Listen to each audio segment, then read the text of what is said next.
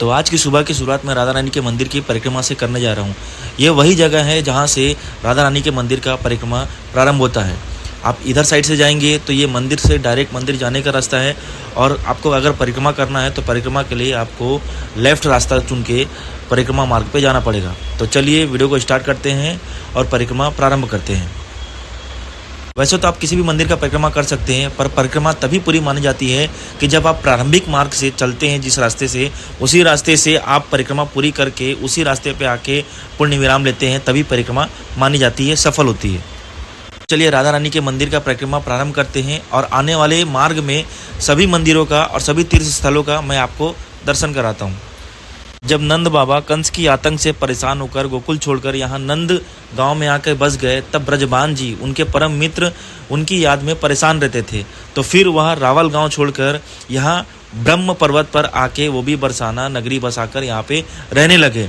ब्रह्म पर्वत ब्रह्मदेव का पर्वत है, और इस पर्वत पर वरदान है कि कोई भी राक्षस इस पर्वत पर नहीं आ सकता, नहीं टिक सकता। जो भी राक्षस इस पर्वत पे आएगा वो वहीं पे तुरंत भस्म हो जाएगा। इसीलिए ब्रजभानु जी राधा रानी को लेके यहाँ पे बरसाना नगरी बसाए और यहाँ पे रहने लगे।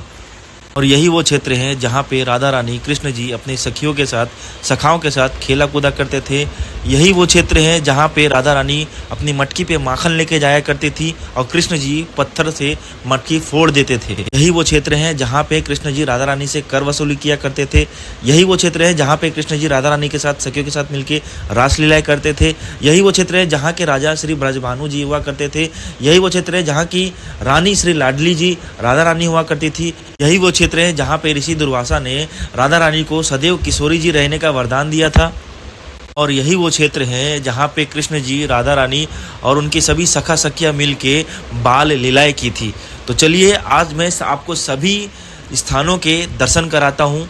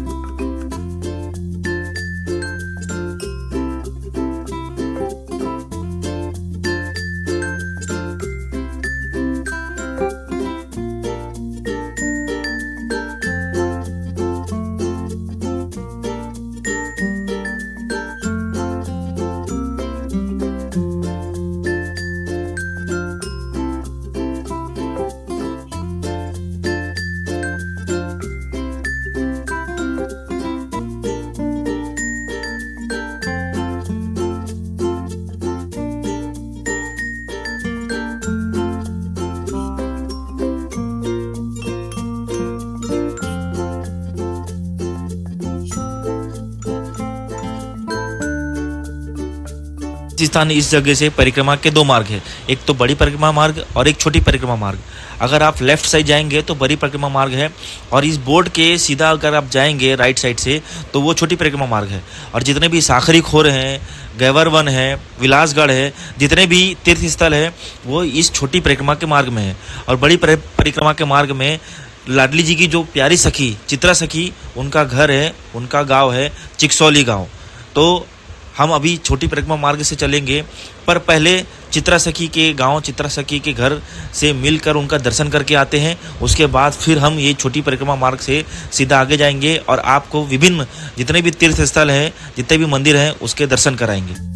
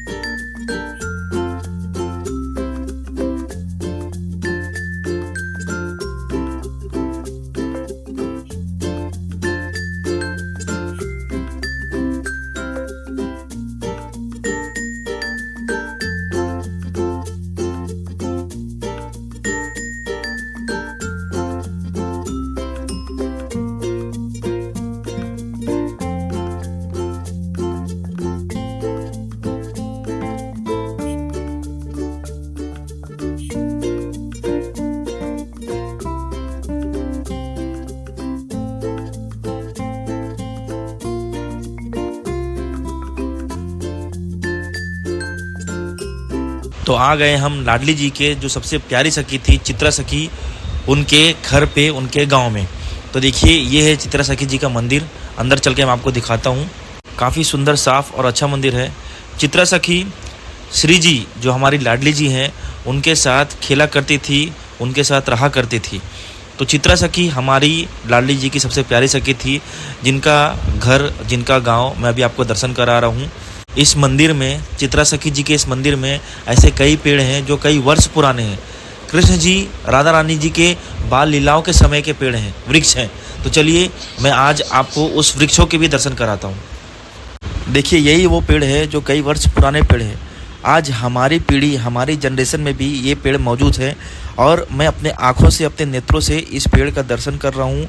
आप भी इस पेड़ का दर्शन करिए। मैं इनको छू के एहसास करके देख पा रहा हूँ। ये मुझे यकीन ही नहीं हो रहा है कि ये पेड़ कई वर्ष पुराने पेड़ है। तो चलिए आगे चित्रा सखी जी के मंदिर के अंदर चलते हैं और उनका भी दर्शन करते हैं।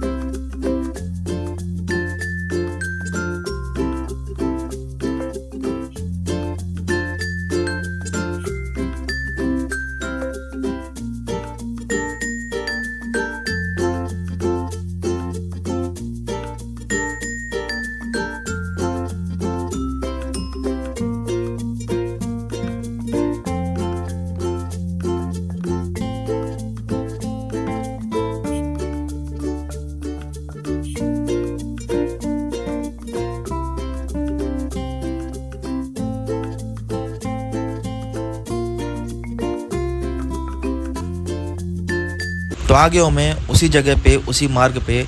तो यहाँ से छोटी परिक्रमा की शुरुआत करते हैं और आगे विभिन्न स्थलों का दर्शन करते हैं, आपको भी कराते हैं। तो चलिए परिक्रमा मार्ग पे चलते हैं।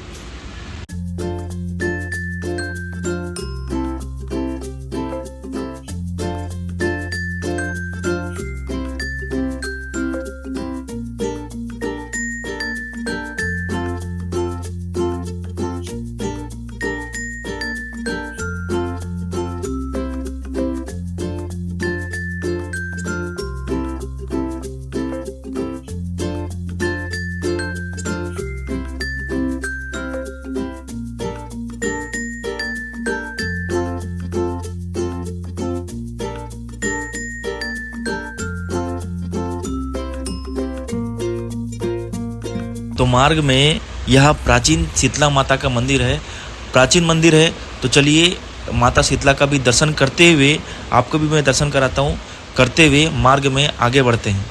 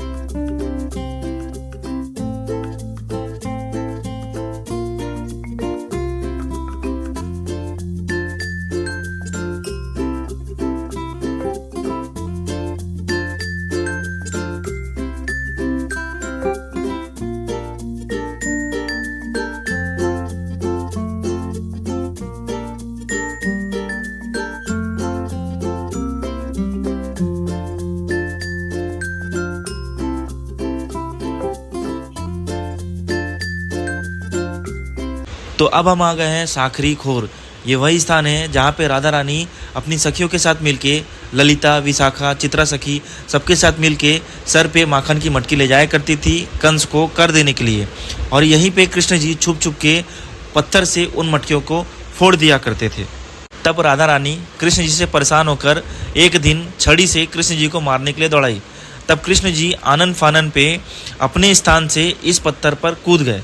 हाथ में उनके माखन था, मुंह पे उनके माखन था, और जैसे ही वो कूदे तो तभी इस पत्थर पे उनके हाथ के पैर के निशान चिन्हान पड़ गए, और उनके हाथ में और मुंह में जो माखन था, कूदने के दौरान इसी पत्थर पे वह सब माखन गिर गया। कहा जाता है कि उनके हाथ और मुंह में जो माखन था जो इस पत्थर पे गिरा है, आज भी उनकी सुगंध इस पत्थर से आती है। आज भी इस स्थान पे 2 रासमंडल है, एक कृष्ण जी का रासमंडल है और एक राधा जी का रासमंडल है। सभी जगहों पे राधा रानी और कृष्ण जी दोनों का साथ में एक ही रासमंडल है, पर इस जगह पे 2 रासमंडल है, राधा रानी जी का और कृष्ण जी का। जब सखियां रास करती थी, नृत्य करती थी, तो राधा रानी इधर से बैठ के देखा करती थी अपने रासमंडल से, और कृष्ण जी वहाँ से देखा करते थे अपने रासमंडल पे बैठ के। तो ये वो जगह है, ये वो रासमंडल है जहाँ पे कृष्ण जी बैठकर सखियों का नृत्य देखा करते थे, और यहीं पे बैठकर छुप के राधा रानी जी की मटकी फोड़ा करते थे। तो आप दर्शन करिए, यही है वो जगह जहाँ पे कृष्ण जी बाल लीलाएं किया करते थे। परिक्रमा मार्ग में आगे बढ़ने से पहले यहीं साखरी खोर के ऊपर विलासगढ़ है। तो चलिए चढ़ाई करके चलते हैं विलासगढ़ का, मैं आपको दर्शन कराता हूँ और करते हैं विलासगढ़ का दर्शन।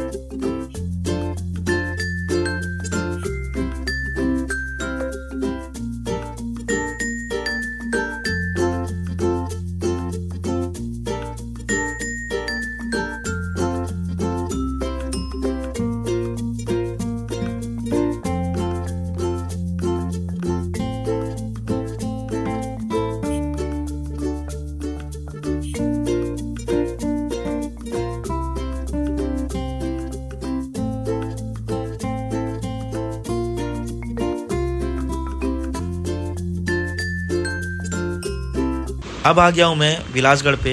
यह विलासगढ़ आप सभी दर्शन करिए। ये ब्रह्म पर्वत है। जिस तरह ब्रह्मा जी के 4 मुख है, उस तरह इस पर्वत के भी 4 स्थान हैं, विलासगढ़, मानगढ़, दानगढ़ और भानगढ़। ये स्थान है विलासगढ़ का। यहाँ पे कृष्ण जी राधा रानी के साथ मिलकर रास किए थे, और यहाँ पे वो झूला है जहाँ पे कृष्ण जी राधा रानी को झूला झूलाए थे। सखियाँ नृत्य करती थी, रास करती थी, और इसी रास मंडल पे बैठ के कृष्ण जी राधा रानी के साथ रास देखा करते थे। तो चलिए इसका दर्शन करिए। देखिए यही है वो रास मंडल जहाँ पे सखियाँ नृत्य करती थी, रास करती थी, और राधा रानी बैठ के कृष्ण जी के साथ रास देखा करती थी। और ये वो झूला है जहाँ पे राधा रानी को कृष्ण जी झूला झुलाया करते थे। मैं अपने वीडियो पे एक शब्द का बहुत बार प्रयोग कर रहा हूँ, रास मंडल। आप भी सोच रहे होंगे ये रास मंडल क्या है। तो चलिए सबसे पहले मैं आपको रास मंडल की जानकारी दे देता हूँ। रास मंडल वह स्थान है जहाँ पे श्री कृष्ण जी सखियों के साथ मिलके, राधा रानी के साथ मिलके नृत्य किया करते थे। नृत्य अर्थात रास, रास अर्थात नृत्य। रास का कोई दूसरा मतलब नहीं है, नृत्य को ही रास कहा जाता है।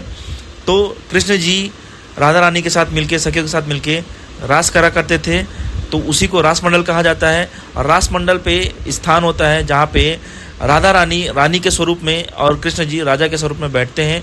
सखियाँ रास करती हैं और उसी रास को राधा रानी और कृष्ण जी मिलकर देखते हैं। तो देखिए वो है लाडली जी का मंदिर, यहाँ से कितना साफ दिख रहा है। मैं आपको जूम करके दिखाता हूँ। और ये है भानगढ़, ब्रजभानु जी का महल।